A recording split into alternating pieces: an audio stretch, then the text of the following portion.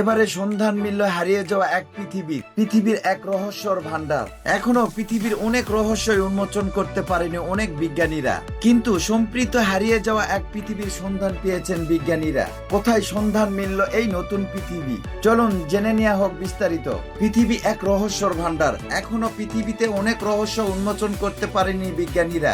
তেমনি এক রহস্যর মহাদেশ আটলান্টিক, প্রায় 55 লক্ষ বর্গ মাইলের আয়তনের এক মহা আটলান্টিক পৃথিবীতে 55তম এই মহাদেশে প্রায় পুরোটাই বরফে ঢাকা। তাই মানব বসতির জন্য কোনোভাবেই উপযোগী নয়। এই অঞ্চলে বরফে ঢাকা সাদা ও মহাদেশে অনেক অংশে এখনো পা পড়েনি মানুষের। অনেক কিছুই অজানা রয়ে গেছে এই মহাদেশে। পৃথিবীর দক্ষিণ মেরু জমাট বাঁধা বরফের স্তূপের নিচে যে এক বিশাল রহস্য লুকিয়ে আছে, তারা আভাস বিজ্ঞানীরা দীর্ঘকাল ধরেই দিয়ে আসছে। তবে সম্পৃক্ত আটলান্টিকের বরফের প্রায় 2 মাইল নিচে এক প্রাচীন আদিম পৃথিবীর সন্ধান পেয়েছে একদল আন্তর্জাতিক গবেষণা। আধুনিক রাডার প্রযুক্তি এবং স্যাটেলাইটের ইমেজ ব্যবহার করে বরফের নিচে ঢাকা পাহাড়ে এক বিশাল পর্বতমালা, নদী এবং সময়কারের ঘন অরণ্য অস্তিত্ব খুঁজে পাওয়া গেছে। আটলান্টিকের এখনো কিছু গাছ দেখা যায়, সেগুলো মূলত গুল্ম জাতি। গবেষকেরা দাবি করেছেন বন্য জাতি নয়, এককালে বড় বড় উদ্ভিদ ছিল।